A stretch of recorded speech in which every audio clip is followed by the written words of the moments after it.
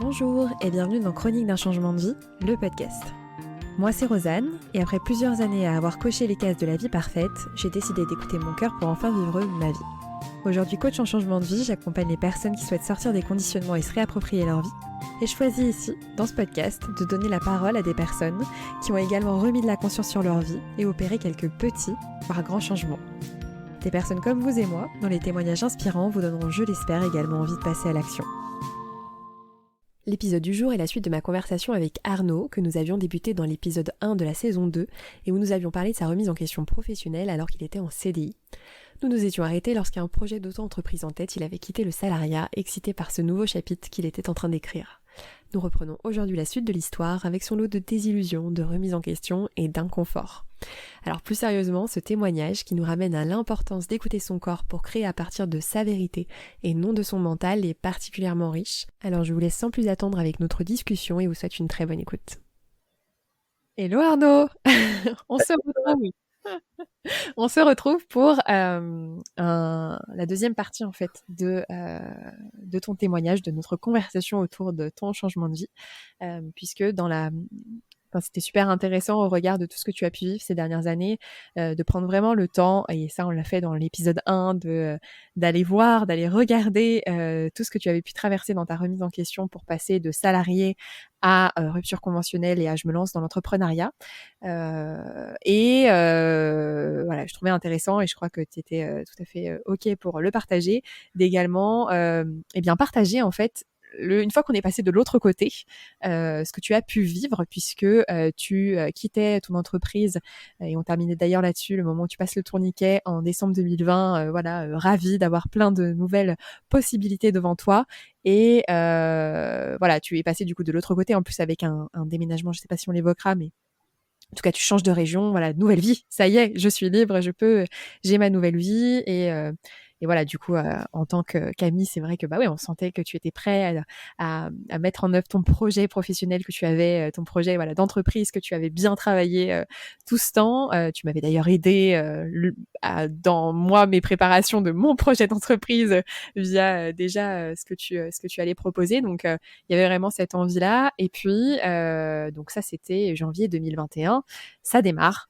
Et j'aimerais que tu me racontes, du coup, tu l'évoquais à la fin de l'épisode, il y a eu cette fougue. Et puis, il y a eu, on va dire quoi, de nouveaux virages. Est-ce que tu peux nous expliquer un petit peu ce qui s'est passé ?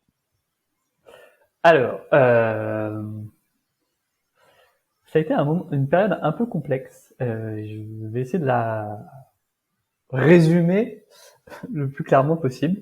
Parce qu'en fait, effectivement, alors j'ai en fait une période de transition de 2 semaines où je suis en fait en famille parce que c'est les fêtes de Noël, parce que ceci, parce que cela, et qu'on sortait effectivement d'une année de Covid où on n'avait pas eu le temps de se voir, donc on avait vraiment beaucoup de temps en famille, qui a été un vrai moment de partage et de retour à des choses importantes.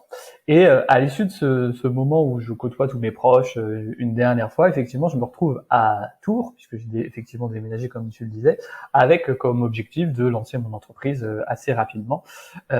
Pour être opérationnel, en fait, je voulais mon plan d'action à ce moment-là, c'était de me dire, il faut que je commence à chiffrer en chiffre d'affaires en septembre pour pouvoir ensuite être rentable en novembre 2022, qui était la date de fin de perception de mes allocations chômage.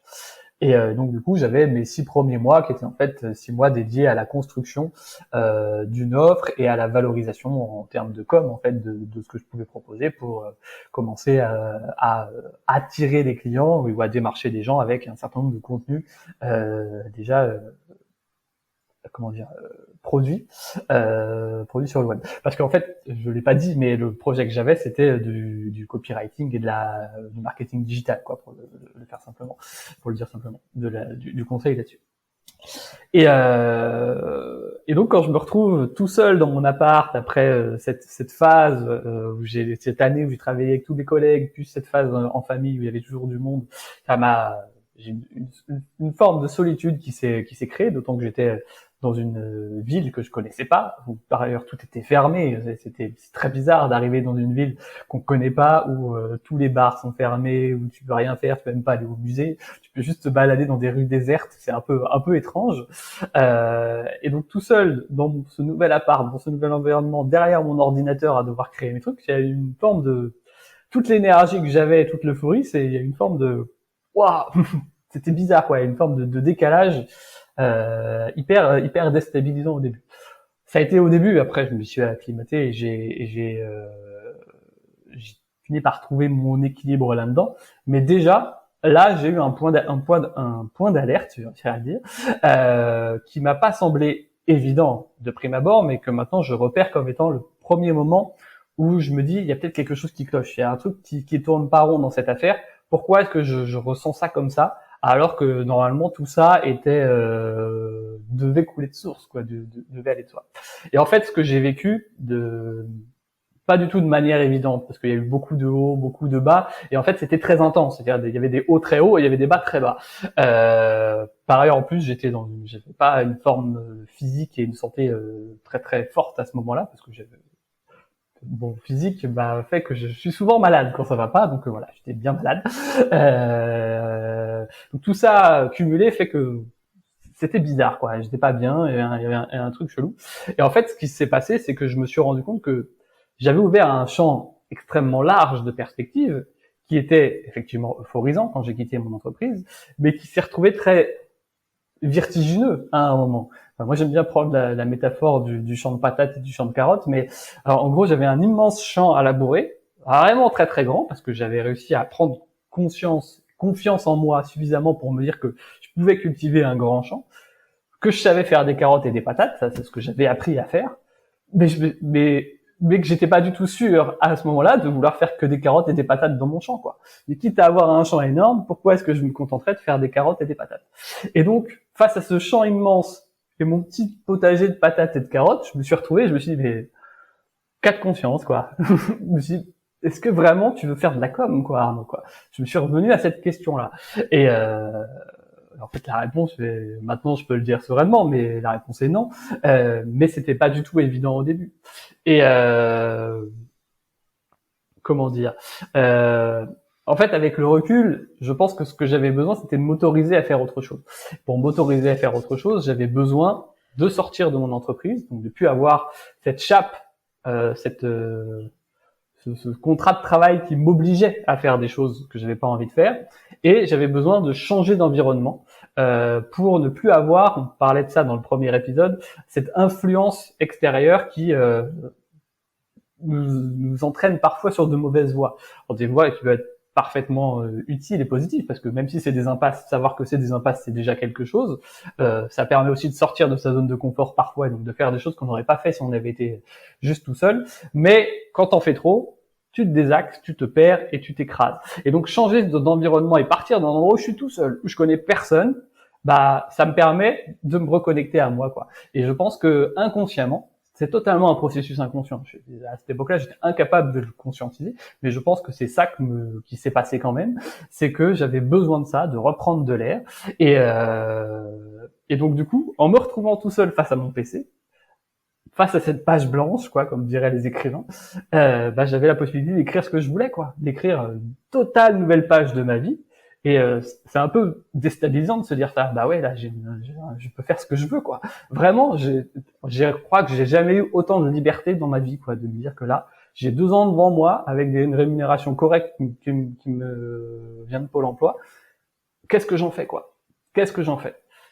Et là, c'est en fait un champ de possibilités de ouf. Et donc, il m'a fallu un peu de temps pour reprendre pied, me reposer et m'accorder à des trucs, parce qu'en plus, il y avait beaucoup de peur qui se jouait là-dedans. Il y avait beaucoup parce que même si on a 2 ans devant soi, à 2 ans, ça peut très bien décider que c'est très court. Moi, au début, je me disais, mais c'est vachement court, en fait, 2 ans. Ouais, en fait, tu parlais déjà, je me souviens du compte à rebours, t'avais déjà ça en tête. Oui, c'est parce qu'en fait, j'étais très dans la planification et dans l'organisation et dans le mental. J'étais totalement dans le mental, et donc, rationnellement, encore une fois, ma meilleure stratégie, c'est de me dire, j'ai une date d'échéance. Quel rétro-planning je construis par rapport à cette date d'échéance pour pouvoir faire en sorte que tout se passe bien. Et donc, j'avais un super plan d'action. J'étais engagé dans un cadre collectif qui s'appelle le Cercle des créateurs, qui a été lancé par Kylian Talin, avec super d'ailleurs si des gens ont envie d'aller découvrir ce qu'il fait.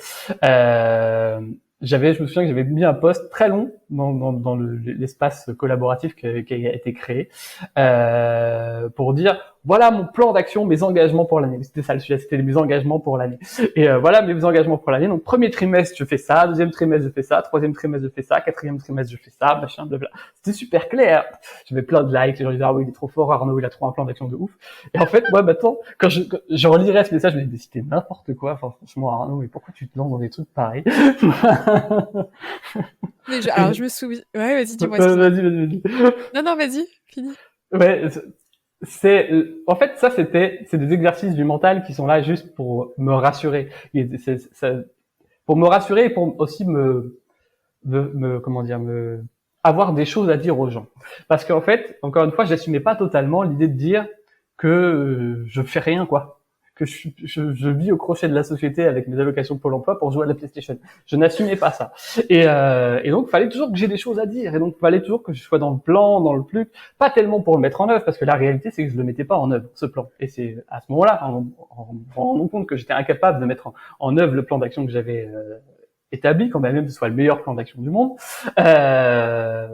C'est une hypothèse, c'est pas une certitude. J'ai pas la prétention de dire que c'était le meilleur plan d'action du monde. Je suis en train de réaliser ce que je fais passer pour un mec hyper arrogant à dire des trucs pareils. Non. T'inquiète. Donc, quand bien même ça aurait été le meilleur plan d'action du monde, j'étais incapable de le mettre en œuvre parce que j'en avais juste pas envie.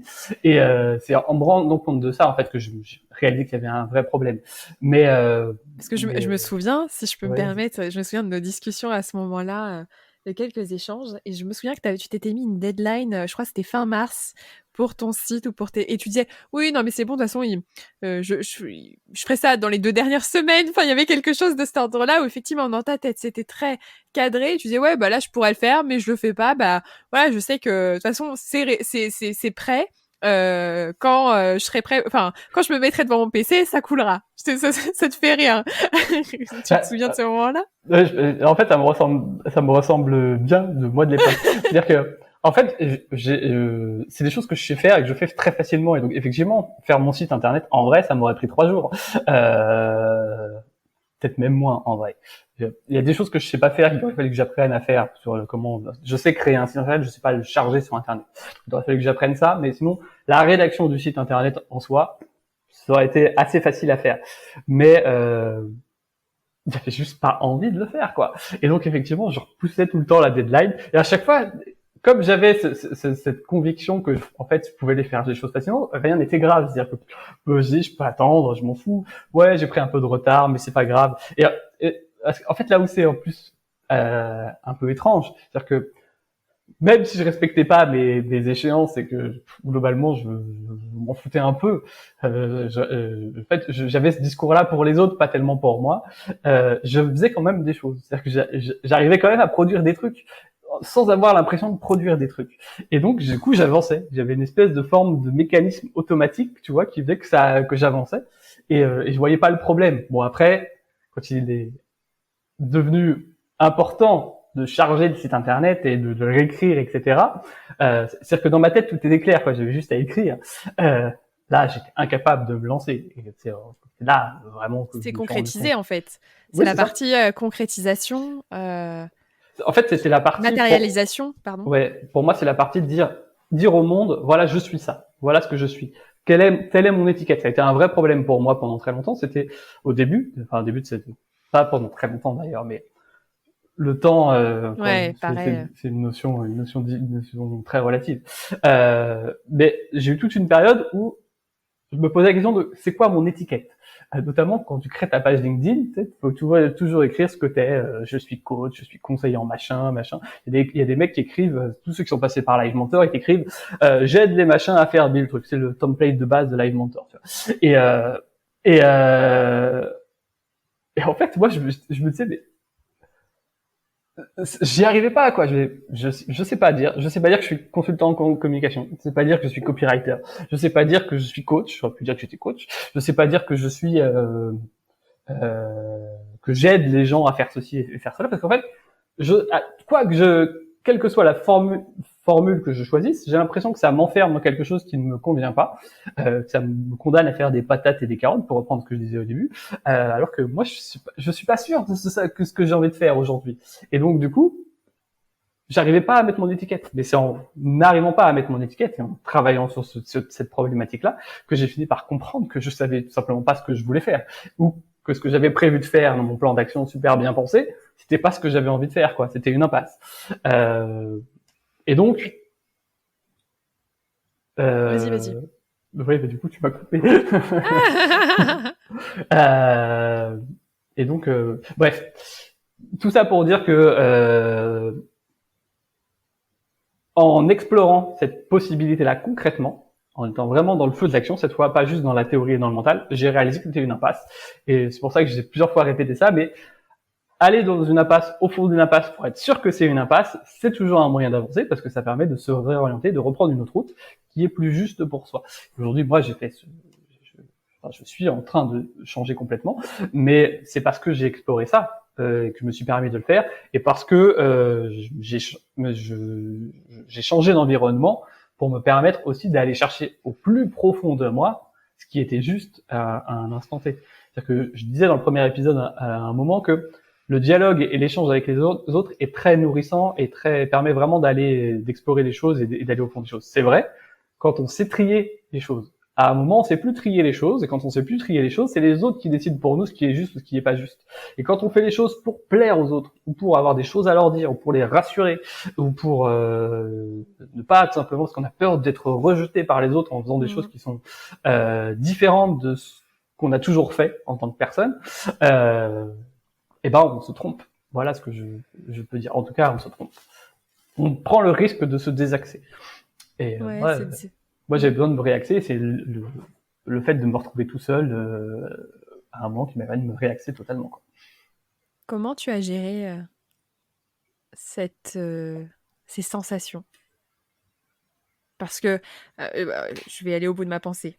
Je me mets à la place même de la Rosanne d'il y a quelques années. Elle t'écouterait, là, elle se dirait d'accord, ouais, super, sauf que ça me fait pas du tout rêver, là. Franchement, tu m'envoies pas du rêve. C'est-à-dire que tu as posé ta rupture, t'es parti avec un projet, finalement, tu te retrouves seul face à toi-même, face à un PC. Est-ce que... alors, tu le dis, hein, qu'il fallait que tu ailles dans l'impasse pour pouvoir aujourd'hui savoir que c'était une impasse, sinon tu ne l'aurais pas su. Mais comment tu as géré cet inconfort? Je ne sais pas si c'est de l'inconfort. Comment tu décrirais ce que tu as ressenti, puisque tu t'es plus connecté à tes ressentis? Alors, c'était totalement inconfortable, mais cet inconfort avait quelque chose de très important. C'est que il me donnait le sentiment, ou du coup, il ravivait plutôt une conscience d'être vivant. C'est-à-dire que quand tu ressens rien, enfin avant moi je ressentais rien, j'étais tout dans le mental et la rationalité. C'est-à-dire que ce qu'on disait un peu avant, c'est que moi je savais même plus repérer ce qui me faisait du bien ou ce qui me faisait du mal, quoi. J'étais dans la réflexion de voilà, c'est dans quoi la gestion de ta vie. Exactement. T'étais patron de ta vie. Exactement. C'est quoi les 20% à améliorer? J'étais que là-dedans, quoi. Et tout d'un coup, se retrouver dans cette situation très inconfortable, je le reconnais, je dis pas à tout le monde qu'il faut faire ça. Si je devais le refaire, peut-être que je le ferais pas tout à fait pareil. Mais en fait, ça n'a pas de sens parce qu'en fait, je l'ai fait comme ça et c'est ce qui m'a permis d'être là aujourd'hui, c'est super. Mais cette situation inconfortable, elle avait ça de positif que tout d'un coup, j'avais le sentiment de ressentir des choses. Et quand tu reprends conscience, que tu te remets à ressentir des choses, bah tu identifies beaucoup plus facilement ce qui est juste ou ce qui est pas juste pour toi, quoi. Et ça, d'une certaine façon, c'est vachement cool, quoi. C'est pas, ça peut sembler un peu maso de dire ça, tu vois. Ouais, faites-vous du mal, vous allez pouvoir repérer les choses tout bien. C'est pas ça que je veux dire. Mais dans la tristesse, la peine, l'inconfort, la tension, tout ça, ça fait partie de la vie en fait. Et je crois que c'est un mirage ou une construction mentale pour le coup, un tropisme de l'esprit de croire qu'on peut s'en affranchir. Non, au contraire, quand on ressent pas toutes ces choses-là, c'est que quelque chose ne va pas en fait. C'est triste presque de ne pas ressentir ces émotions-là aussi. Bah oui, c'est sûr, exactement. Je pense qu'on est en profonde dépression quand on ressent plus tout ça, quoi. Et Et donc me reconnecter à tout ça, ouais, c'est un peu bizarre et un peu angoissant et un peu pas cool, mais en même temps, ça me refait vivre, quoi. Et c'est parce que j'ai ressenti tout ça que j'ai pu ressentir toutes les choses qui m'ont apporté du bien et de la joie et du positif, etc., etc. Euh, souvent, quand on parle d'équilibre, on aime bien parler d'équilibre, d'harmonie, de ce genre de trucs. Euh, pour moi, quand on se rééquilibre, on fait un jeu de balancier, en fait.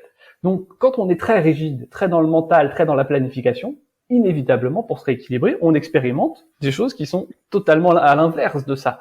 Une espèce de folklore, de trucs lunaires, tu vois. Rationnellement, on pourrait se dire, une fois qu'on est axé, on pourrait se dire c'est n'importe quoi, mais on a besoin de passer par là pour revenir Tout par ou là, rien. puis par là, puis par là, puis par là, etc. En même temps, je fais des trucs à la vidéo. S'il n'y a pas la vidéo, les gens vont pas savoir. Donc, je montre des extrêmes. Non, mais c'est le tout ou rien.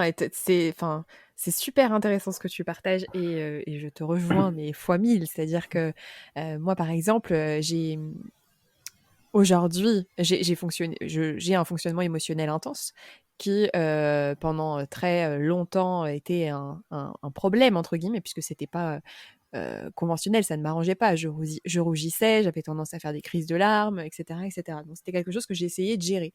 Je me souviens même d'avoir, tu vois, ces pensées en entreprise, parce que je suis très expressive et très souriante, et il suffit que le sourire soit, que ce soit entre guillemets un sourire un peu moyen pour que tout le monde le voit. Et donc je me souviens de me dire, mais ça m'énerve de pas réussir à avoir ce masque en fait, à ne pas j'en ai marre qu'on lise en moi comme un livre ouvert. C'était vraiment un sujet. Euh, et effectivement, cette reconnexion à soi et à ses émotions, en les codant différemment, mais comme en les acceptant et en reconnaissant en fait leur utilité aussi, parce que la colère, elle nous indique ce qui nous révolte. Si j'en reste à je suis en colère et c'est un problème, je passe à côté de l'information en fait. Ce qui me met en joie, c'est une information. Ce qui me rend triste, c'est une information. Ce qui m'émeut, c'est une information.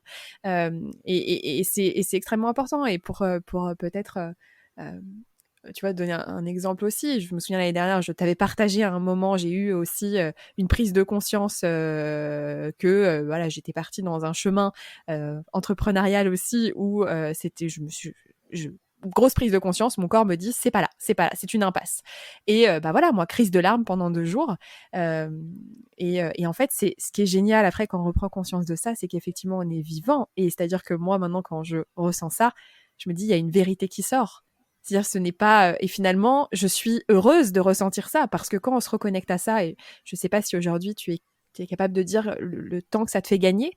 Moi j'ai vraiment une sensation de temps gagné quand je ressens la colère, quand je ressens ce corps qui se crispe et ces larmes qui montent et que j'écoute que je laisse déjà l'émotion vivre parce que ça sert aussi à rien de tout de suite être dans ok, qu'est-ce que ça veut dire, ok, c'est finalement revenir reprendre une emprise, mais que je vis ce moment-là en ayant la confiance, c'est ça. C'est en fait de se rendre compte qu'on va pas mourir et qu'au contraire, en fait, en ayant confiance que là, ce que je vis, oui, c'est intense. Oui, je vais peut-être chialer pendant 2 jours parce que j'ai l'impression que tout ce que j'ai construit ces 3 derniers mois, en fait, tout est en train de se casser la figure et qu'en fait, je me suis trompée ou peu importe ce que je me raconte. Mais c'est dire, en fait, j'ai confiance. C'est un processus naturel et je sais qu'il y a une information derrière et qu'elle viendra en temps voulu. Hein, elle peut venir sur le moment comme elle peut venir 6 mois après. Et c'est voilà, c'est d'avoir confiance dans. Tu parlais du flux dans le premier épisode, confiance en la vie qui circule en nous et de la vivre vraiment. Et de la vivre vraiment, c'est pas la vie dans sa tête, c'est la vie avec ses émotions. Bah, ça change toute l'expérience en fait. Mm. Ouais, pour revenir sur la question que tu me posais, c'est comment j'ai géré ça, parce que je me rends compte que j'y ai pas vraiment répondu. Euh, j'ai pas essayé de le gérer en fait. J'ai cherché, c'est exactement ça, c'est exactement ce que tu viens de dire, à arrêter. J'ai juste décidé d'arrêter, d'être dans la planification et justement de pas gérer et de me dire, je vais juste suivre ça et voir où ça m'emmène. Et en fait, plus je le suis, plus je me dis, bah ouais, ça m'emmène exactement là où il faut que j'aille, quoi. Euh, et en fait, je sais pas moi si ça me fait gagner du temps ou pas, mais ce qui est sûr, c'est que ça m'allège, mais un truc de fou, quoi. Je suis, je suis beaucoup moins dans la, j'arrive pas à trouver le mot juste, dans la, ouais, dans la tension. Je pense que c'est ça. Souvent, quand t'es dans une optique projet, tant que le projet est pas fini, t'as de la tension. D'ailleurs, c'est sans doute pour ça que moi j'avais un problème avec le CDI, c'est qu'il n'y a pas de fin. Donc quand il n'y a pas de fin, c'est de la tension permanente, donc ça me va pas. Euh, Moi, comme je suis plus du tout dans une logique de projet, je suis dans une logique d'énergie du moment, vivre l'instant présent, comme on dirait dans les trucs de développement personnel. Je trouve ça complètement abusé, moi, comme expression, mais euh, ouais, dans la spontanéité, moi je dirais ça, dans la spontanéité de l'instant, j'essaye d'être de plus en plus là-dedans, mais même si j'essaye pas vraiment consciemment de le faire d'ailleurs, c'est comme ça que je le ressens. Euh, j'ai plus cette tension permanente. Et comme j'ai plus cette tension permanente, je me sens beaucoup plus léger, beaucoup plus souple, beaucoup plus fluide, et beaucoup plus axé aussi, beaucoup plus vertical. Et, euh, et ça, je crois que ça change tout en termes d'énergie, dans le sens cette fois l'énergie de faire des choses. Et du coup, tu deviens beaucoup plus proactif. Enfin, moi, je deviens beaucoup plus proactif, beaucoup plus, comment on dit, efficace, productif dans ce que je fais, mais pas parce que j'ai décidé de construire une stratégie de productivité, pas parce que j'ai décidé de pousser la rationalité de mon temps conscient en tout cas, au maximum, mais juste parce qu'à un moment j'ai décidé de me faire kiffer quoi, avec la conviction, c'est ce que tu disais, que de se faire kiffer, ça produit des choses, on est efficace et ça marche quoi. Et globalement, quand on fait des choses qu'on aime, on est dans le flow, quoi, pour reprendre ce qu'on disait, quoi. Et en suivant cette énergie qu'on a là à l'intérieur de nous quelque part, on fait des choses qu'on aime inévitablement. En fait, on se concentre. Là, je vais te dire un truc qui va te plaire, sur ce qui est simple et agréable. Et, euh, et tout ce qui est simple et agréable, moi je lis beaucoup des auteurs japonais en ce moment, les japonais considèrent que c'est ce qui est naturel. Et c'est le retour à la nature profonde de l'homme. Et quand on fait des choses qui sont simples et agréables, c'est souvent des choses qu'on aime, et ce sont des choses qui sont faciles, enfin qui sont pas faciles, mais qui sont on gâche pas de l'énergie à les faire. Et donc, on les fait facilement, efficacement, on est productif, on prend confiance en soi et on a plein d'énergie, un montagne d'énergie pour faire d'autres trucs à côté. Et ça, c'est fou, c'est beaucoup mieux que, enfin, je trouve, que d'utiliser toute son énergie pour faire des trucs qu'on n'aime pas faire, lister toutes les tâches, machin, pas faire plus de trucs dans sa journée. C'est faux de penser qu'on fait plus de trucs. Et, et au final, finir le soir, rentrer le soir, on est épuisé. Quand on a des gosses qui se mettent à jouer, ils se contentent de jouer les gosses, mais quand ils jouent, ils crient, donc forcément on n'a pas envie d'entendre les gosses crier, donc on crie sur nos gosses, etc., etc. Moi, je trouve que ce mode de fonctionnement-là est très étrange, et je suis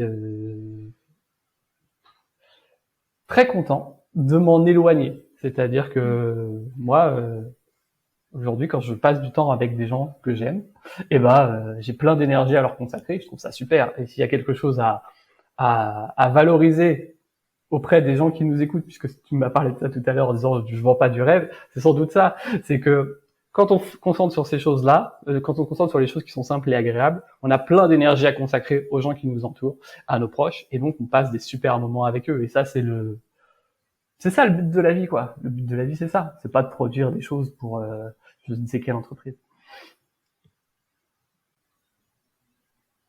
Yes, donc en tout cas, c'est un état d'esprit, c'est changer la perception qu'on a de sa vie aussi. Enfin, c'est d'arrêter finalement de penser sa vie. Et ça me venait aussi quand tu parlais là de finalement l'objectif n'est plus trop de réussir sa vie ou réussir son projet professionnel, plutôt, enfin, c'est plutôt de simplement vivre sa vie professionnelle. Et est-ce que ça n'enlève pas un peu de pression de voir les choses comme ça? En tout cas, moi j'ai l'impression. Je sais pas ce que t'en penses. Non, mais complètement. En fait, moi pendant très longtemps, je considérais que l'image que les gens avaient de moi était profondément liée au boulot que je faisais, pour le dire Ouais. comme ça. Et une fois que j'ai décidé de faire péter cette croyance limitante là, Mhm. euh, je m'autorise juste à kiffer quoi, et pas chercher à avoir quelque chose de valorisant. Et ça change tout. Voilà, franchement, pour moi, t'as raison, c'est le fait de s'autoriser à vivre après totalement autre chose, des choses qui nous font vibrer. Et je crois vraiment que quand on expérimente cette vibration là, à l'intérieur de soi, à l'intérieur de son ventre, euh, d'un coup on change notre perception du monde, quoi. Mais de manière profonde, quoi. Souvent on utilise ça, la vibration, dans des éléments de langage, quoi. Mais il manque la résonance corporelle derrière. Mmh. Quand on Ça l'a se vit. vraiment expérimenté au fond de soi, Ouais. vraiment il y a un truc qui se passe dans le cerveau qui pète et je trouve Bah oui, on ça, tu te change dis, énormément de choses. c'est ça, c'est la boussole n'est plus au même endroit. Mm. Du coup, aujourd'hui, où tu en es de tout ce cheminement dont tu nous as fait part, aujourd'hui, ça t'amène à quoi? Donc tu nous as un peu spoilé, tu nous as dit que la com, ce n'était plus ta raison d'être. Enfin, qu'en tout cas, c'est pas une question de raison d'être, mais que c'était pas forcément ce que tu voulais faire et que tu avais peut-être bâti ton projet sur ça, mais aujourd'hui, ça résonnait plus. Euh, Ça t'a mené où, tout ça? Alors déjà, c'est intéressant la raison d'être. Il y a un truc que je veux dire là-dessus. Euh, c'est que moi, pendant très longtemps aussi, je considérais qu'il fallait que je trouve justement ma raison d'être, ma mission de vie, ma passion, le truc quoi qui me ferait vibrer, comme une espèce de Graal, tu vois. Et je pensais que c'est un peu comme Perceval qui part en quête du Saint Graal et tout. Moi, il fallait que j'explore plein de trucs jusqu'à ce que je trouve qu'apparaisse comme une évidence cette passion. Aujourd'hui, je vois plus du tout les choses comme ça. Aujourd'hui, je pense que euh, il y a des choses qui sont codées en moi, c'est-à-dire que j'ai des valeurs profondes, j'ai des convictions profondes, et ça bougera pas. Y a pas besoin d'avoir peur de les perdre parce qu'on va se faire trouver, se trouver, j'ai pas le mot, mais on va se faire convaincre peut-être par d'autres personnes que finalement on s'est trompé. Je crois pas à ça. Moi, je pense que j'ai des choses profondément ancrées en moi et que j'ai pas besoin d'ériger en mission de vie que je veux faire telle ou telle chose et ou l'ériger en raison d'être. Je pense au contraire que comme c'est codé en moi, plus je vais faire des choses qui me font du bien, qui contribuent à mon mieux-être, à me redonner de l'énergie, à me donner la capacité de faire de plus en plus de choses, euh, plus naturellement je vais contribuer à donner du sens à ces valeurs et à ces convictions qui sont profondément ancrées en moi.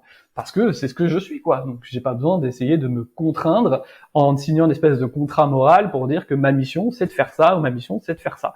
Le simple fait d'être moi-même et d'être épanoui d'être bien dans mes baskets, ça me permet de naturellement accomplir ces choses qui sont importantes pour moi.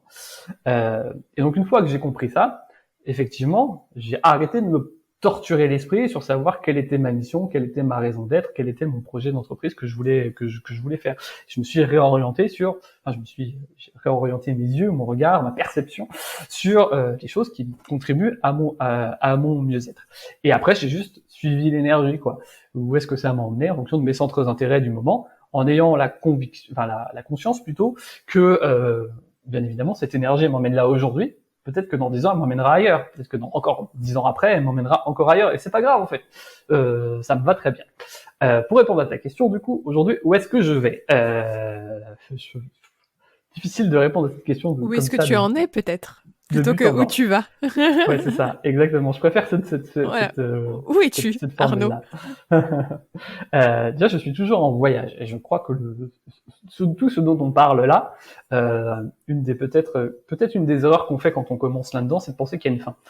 Comme on pourrait penser qu'on va trouver à un moment sa mission de vie, quoi. En fait, moi, je crois pas. Je crois que le voyage est constant et tant mieux. Enfin, plus on voyage, plus on découvre des choses, des nouveaux paysages et plus on fait des détours surprenants qui nous font découvrir d'autres choses, quoi.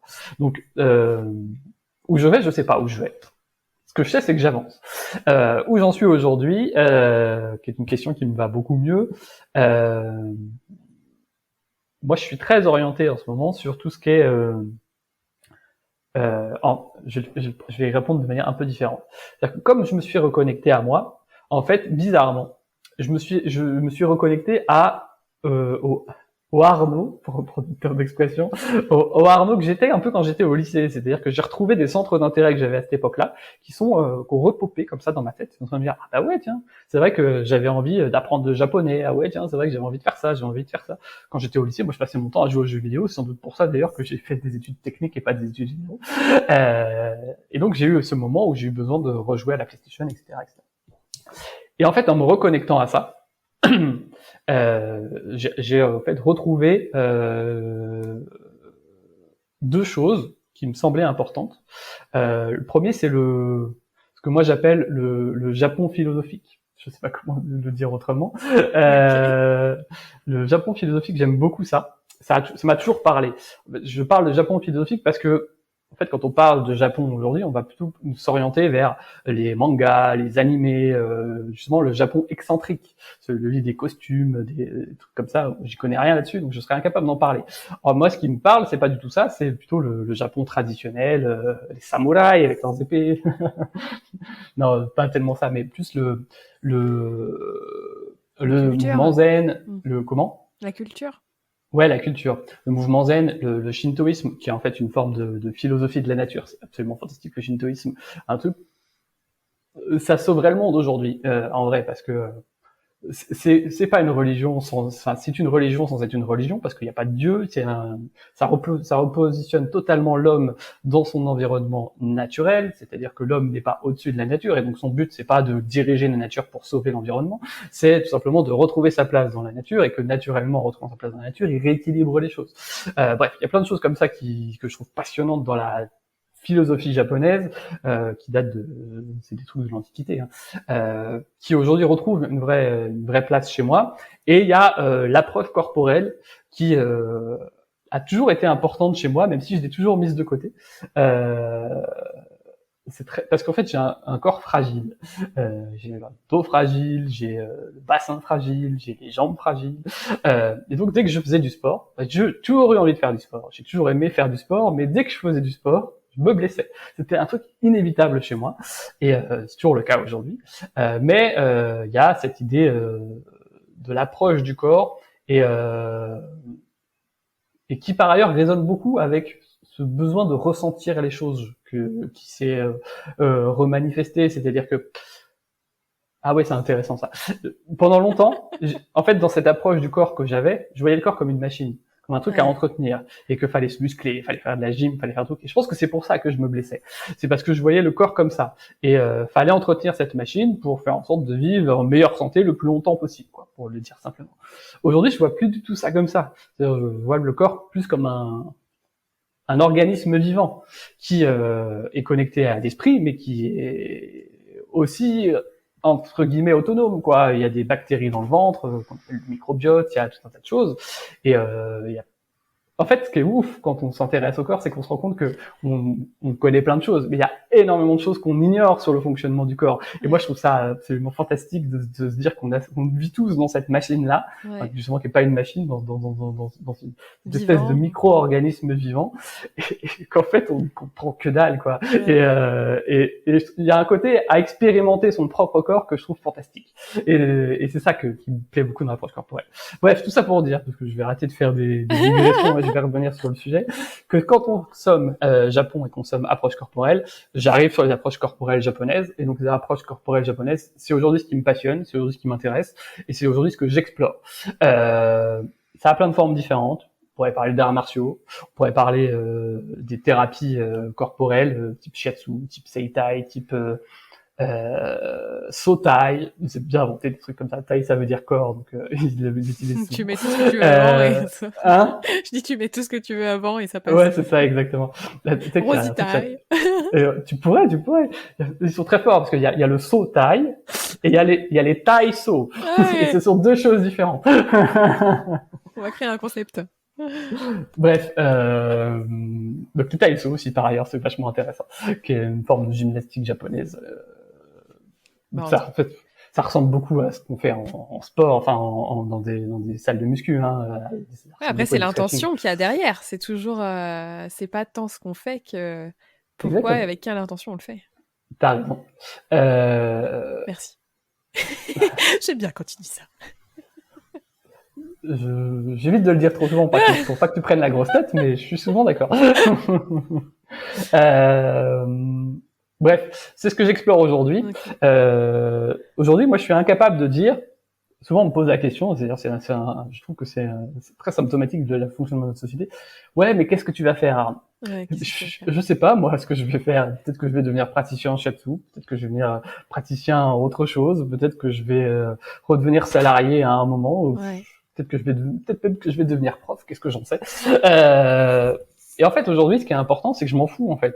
C'est Ouais. que Ouais, c'est les super choses se intéressant. feront, les choses se feront quand elles se feront et de la façon dont elles se feront, et que je suis Ouais. pas obligé d'avoir un plan d'action toujours.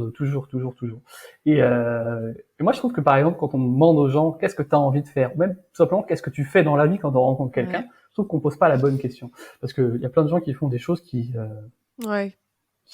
dans lesquelles ils s'épanouissent pas, quoi, ou ils sont pas forcément fiers, et ça veut pas dire qu'ils sont des personnes mauvaises, quoi. Non, c'est clair. Euh, Si on se reconcentrait juste sur des questions basiques, genre qu'est-ce que tu aimes faire dans la vie, Mm. qu'est-ce qui te procure du plaisir, euh, on se reconnecte sur des choses beaucoup plus intéressantes chez les Mm. personnes, et y compris chez soi, quoi. Quand on se repose la question de qu'est-ce qu'on aime faire, qu'est-ce qui nous procure du plaisir, on se reconnecte sur des choses beaucoup plus profondes.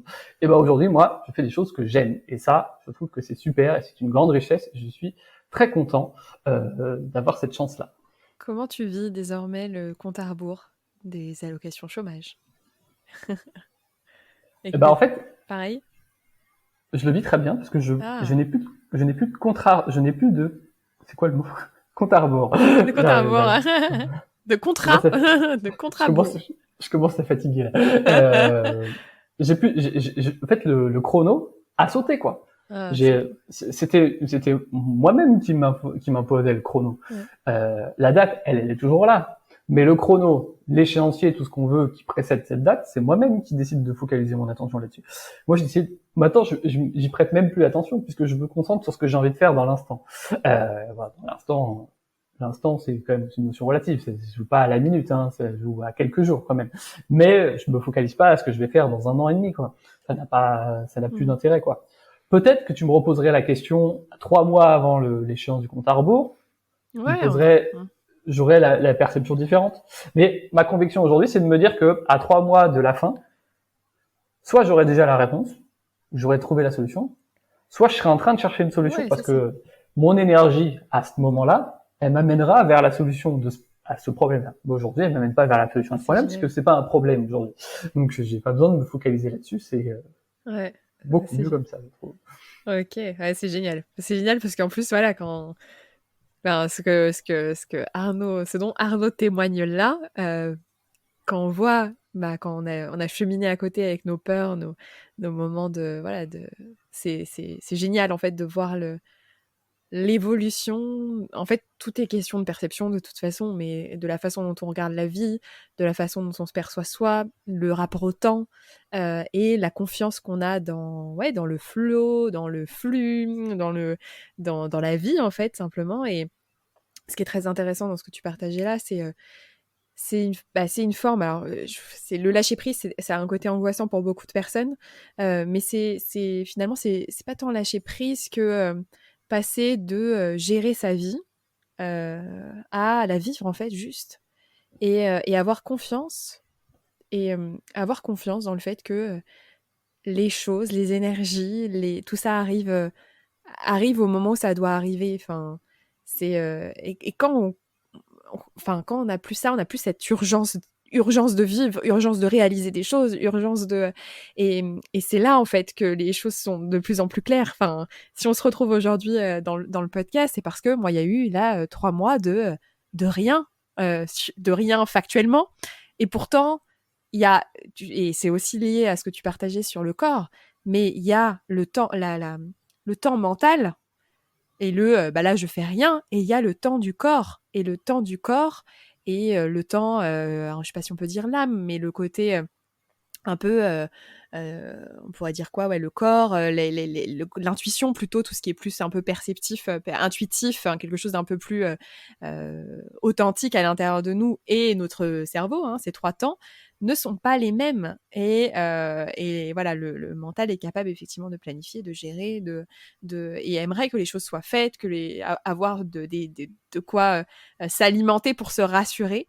Et c'est peut-être ça le mal, on va dire, le mal de notre siècle ou le mal de notre société qui est en train de se transformer. C'est qu'en fait, on nous apprend pas qu'il y a aussi une intelligence qui est ailleurs et qui sait aussi. Et le temps, le rapport au temps n'est pas le même. Et quand on fait confiance là-dedans, eh bien voilà, quand je te disais pour le podcast, c'est naturellement que il y a eu un moment, ah oui, le podcast, les gens, en fait, qu'est-ce que j'aimais, mais en fait, bah ouais, revenir à ces histoires qui m'inspirent et en fait, on retrouve cette vérité-là et c'est là où le mental n'est plus en pilote, mais finalement, on lui dit, en fait, j'ai besoin de toi là, j'aimerais organiser ça. Et là, en fait, on change la place dans la voiture. C'est plus le mental au volant et la voiture, le, voilà, tout le reste à gérer, mais finalement, non, c'est le mental, il est sur le côté, c'est le super copilote qui va permettre eh bien, de réaliser ce que le corps, les ressentis, l'intuition, l'âme, peu importe comment on le nomme, bah, souhaite en fait. Donc, c'est très riche, très très riche. Est-ce que tu veux ajouter quelque chose par rapport à ça ou... Non, je suis d'accord. En fait, pour moi, il y a, puisqu'on est dans la théorie, je vais faire un peu de théorie. Je pense qu'effectivement, le mental est une sphère qui est importante, mais à laquelle faut pas accorder trop d'importance. Et c'est tout le problème aujourd'hui, c'est qu'on sait plus rééquilibrer les choses. Et il y a deux autres sphères qu'on oublie, qui est la sphère émotionnelle, qui est importante, et la sphère corporelle, qui sont aussi très importantes. Les Japonais, je fais un peu de théorie là-dessus, ils parlent du triangle stable ou du triangle instable. C'est-à-dire que si le triangle est stable, quand le mental prend une petite place, mais que le corps et les émotions prennent une grande place en dessous. Au niveau du physiquement, ça se joue au fait au niveau du plexus solaire et du bassin, si vous voulez. Sauf que quand le mental prend trop de place, le triangle s'inverse. Je te le montre à la vidéo, si jamais la vidéo. Et du coup, le triangle devient instable. C'est-à-dire que toute l'énergie, elle est focalisée sur le mental et elle est plus du tout focalisée sur le corps et sur le fait de ressentir les choses et de vivre les choses. Et du coup, c'est ce qui crée les plexus solaires complètement noués, les situations de tension, de stress, d'angoisse, etc. Physiquement, ça s'exprime comme ça. Et je trouve que ça, c'est presque, enfin, c'est une sorte d'une évidence de ouf, mais Ouais. qui est important à comprendre. C'est-à-dire que accorder trop d'importance au mental, c'est empêcher le corps de s'exprimer et de faire des choses. Alors qu'en fait, on pourrait presque accomplir énormément de choses, vivre quoi, mais vivre au sens le plus grand possible quoi, juste en laissant le corps fonctionner quoi. On n'a pas besoin de tout contrôler. Le corps, il sait respirer tout seul, le corps, il sait faire battre le cœur tout seul, et il sait bouger et accomplir des choses tout seul en fait. De... Je sais pas comment je vais conclure. J'ai une image qui me vient si t'as besoin. Euh... Mais bref, je vais pas, je sens que je vais partir beaucoup trop loin et que je vais faire un monologue de 20 minutes. Mais je crois que ça, c'est vachement important. Le mental ne doit pas tout contrôler et tout diriger dans le corps. C'est pas vrai et il faut que C'est une le équipe. mental sache se mettre en retrait par rapport au corps pour écouter ce qu'il a à dire. Parce que la vraie vérité, C'est ça. elle est à l'intérieur de soi, quoi. Elle est dans le ventre. Physiquement, elle s'exprime. Je parlais de tension tout à l'heure. C'est pas juste une image de dire qu'on a de la tension à l'intérieur. C'est une vraie conséquence physique. Le plexus solaire, il se noue pour des raisons. On a des problèmes à l'estomac, on a des problèmes au foie pour des raisons. Parce qu'on a de la tension qui se bloque à certains endroits. Et cette tension-là, si on ne sait pas l'écouter, si on ne sait pas en prendre conscience, c'est très facile de pas l'écouter quand on est que dans le mental, on passe à côté de vérités profondes, quoi. Et Yes. Et ce ça, qui c'est est, un vrai enrichissement de découvrir ça, je trouve. c'est un peu, vous imaginez de l'eau qui bout dans une casserole et vous avez le couvercle par-dessus. Et bah, à un moment, l'eau, elle déborde. Et c'est ce qui nous amène souvent, et malheureusement trop souvent, au burn-out, où c'est le problème physique qui presque, et ça, moi, c'est je crois, je veux dire un combat, mais c'est quelque chose c'est que culturellement, c'est presque plus accepté aujourd'hui d'avoir, bah ouais, j'ai fait un burn-out, et donc je passe à autre chose. Et c'est une histoire qui c'est presque se libérer à un moment, ne plus avoir le choix. Moi, je me souviens d'avoir eu ces pensées-là, alors pas dans ma dernière expérience, mais mon avant-dernière expérience où j'ai fait un burn-out, mais avec un mental tellement fort que je n'ai pas eu de symptômes qui m'ont bloqué. Enfin, même si j'ai quand même eu un souci de santé, mais pas au point d'être bloqué chez moi, comme certaines personnes qui peuvent raconter qu'un jour elles se cassent la figure ou qu'elles peuvent plus se lever, etc. Mais j'avais des pensées qui était de l'ordre de j'aimerais presque que mon corps m'empêche d'aller travailler, c'est-à-dire pour avoir cette justification je ne peux pas en fait. Et donc c'est là où c'est quelque chose qui en tout cas, je pense que toi comme moi, on est d'accord là-dessus, on peut vivre les choses autrement et on peut remettre du corps et dans sa vie. Après, on a aussi toute cette parfois cette peur on n'a tellement pas appris à gérer nos émotions, enfin gérer, j'aime pas ce mot non plus, gérer les émotions, à vivre nos émotions, à ressentir nos émotions et à leur laisser la place juste qu'elles méritent, qu'on a, c'est le phénomène pour moi du tout ou rien, hein, qui est que on a l'impression que quand elle arrive, en fait, on va mourir. Et donc finalement, on ne veut plus les vivre. Et donc c'est de pouvoir presque se réacclimater petit à petit à revivre des émotions aussi joyeuses ou tristes qu'elles soient, de les accepter et petit à petit, voilà, de ne pas attendre finalement que ça lâche pour voilà. Mais c'est toute une c'est des messages aussi, je pense, à transmettre aux enfants. Enfin, ça se développe de plus en plus, mais voilà, que ce qui est là est juste. Voilà, on ressent des choses et c'est très bien comme ça. Merci pour ça, Arnaud. Je réfléchis à une dernière question à te poser pour clôturer. J'en ai plusieurs. Vas-y, pose-les toutes. Au pauvre, on en est. Non, je me dis... Eh bien, je vais te poser plus ou moins la même question que je t'ai posée dans le premier épisode, mais sous un angle un tout petit peu différent. Un conseil à toutes les personnes qui auraient passé ce cap-là et qui se lanceraient dans l'aventure entrepreneuriale et qui, voilà, un conseil à des personnes qui se lanceraient dans l'aventure entrepreneuriale aujourd'hui et qui sentiraient qu'elles sont pas tout à fait alignées malgré peut-être la préparation qu'elles ont pu réaliser. Est-ce que tu vois le sens de ma question? Je sais pas si c'était très clair. Ouais, je vois. J'ai presque envie de leur redonner le même conseil que ceux que j'ai donné, que le conseil que j'ai donné avant. Ouais, vas-y, je t'en prie. Le meilleur moyen de retrouver son alignement, pour moi, c'est de pas justement chercher à tout conscientiser et juste de suivre là où notre énergie nous porte, quoi. J'ai du mal à dire ça comme ça parce que je trouve que c'est un peu flou dire là où notre énergie nous porte parce que ça dépend beaucoup de la sensibilité de chacun. Il y a des gens, ils vont parler simplement d'envie de faire des choses. Il y a des gens, ils vont parler justement de lâcher prise. Tu parlais de lâcher prise. Des gens qui vont parler du feu intérieur, de la petite flamme. Ouais. Voilà, t'as raison, de feu intérieur, de papillons dans le ventre. Il y a plein de trucs comme ça. Et il y a des gens qui, comme moi, parlent plutôt d'énergie, quoi, de trucs qui t'emmènent quelque part. C'est quelque chose qu'il faut apprendre à sentir. Une fois qu'on sait le sentir, on sait le suivre. Mais il faut déjà commencer à le sentir. On a déjà donné plein de pistes pour le faire, donc je vais pas me réétendre sur le sujet. Mais quand on n'est pas aligné, il faut laisser de la place à ça. Et quand on laisse de la place à ça, ça peut donner des choses complètement inutiles au sens rationnel du terme. C'est-à-dire que vous allez pouvoir passer des heures à faire de la randonnée. D'un point de vue entrepreneurial, ça n'a pas de sens de passer des heures à faire de la randonnée. Vous pouvez passer des heures à lire des bouquins, à jouer à des jeux vidéo, à faire de la cuisine, à juste passer du temps avec vos proches si vous avez envie. Enfin, peu importe. Mais laisser de la place à ça, ça permet de manière inconsciente ou consciente, peu importe, à se reconnecter à des choses qui sont importantes, à son ikigai, au sens très pur du terme de ce qu'est l'ikigai, pas les histoires des cercles qui se reconcentrent, mais sa vraie ikigai, c'est si on devait le traduire, peut-être que ça voudrait dire la raison de se lever le matin. La raison de se lever le matin, ça peut être juste de passer du temps cool avec ses potes. D'ailleurs, c'est l'élan en fait.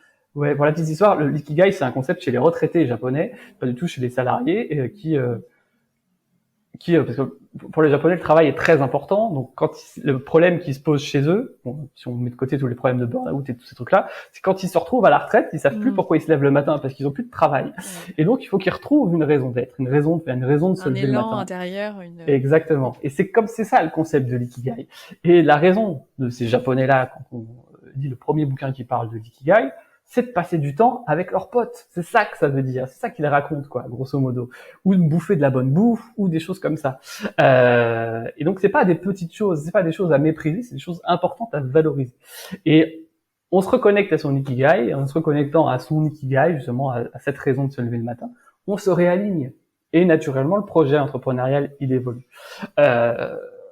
Voilà. Après, il y a plein d'exercices.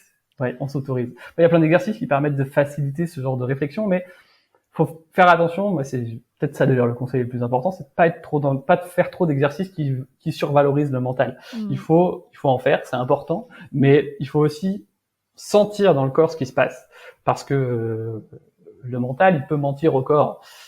Ou il peut mentir d'ailleurs, tout court. La rhétorique nous apprend ça très bien. Le corps, lui, il ment jamais, quoi. Quand il va pas bien, il va pas bien, quoi. Il y a toujours une raison. Et vous aurez beau vous bouffer des Doliprane parce que vous avez mal au crâne, ou prendre des antihistaminiques parce que vous êtes malade, ou aller 15 fois chez le médecin parce que vous avez des problèmes de foie, au bout d'un moment, si le problème de fond, il est pas résolu, bah, ça marchera pas, quoi. Donc voilà. Si j'ai un conseil à donner, c'est peut-être celui-là. Écoutez cette petite voix intérieure, on parle de ça aussi, qui vous amène vers un peu plus de simplicité, de bonheur, de joie. De naturel et ouais, voilà, y compris dans tous les petits gestes du quotidien. Voilà. Merci pour cette phrase de fin. Merci beaucoup Arnaud pour tout ce temps que tu nous as consacré. Avec tous plaisir. ces conseils et puis je te souhaite le meilleur, mais je pense qu'il n'y a pas de il y a pas de raison. Voilà, je te souhaite de vivre en fait, de continuer de vivre ta vie. Eh ben, je te souhaite la même chose. Eh ben, parfait. Merci beaucoup. Merci à toi. Ciao.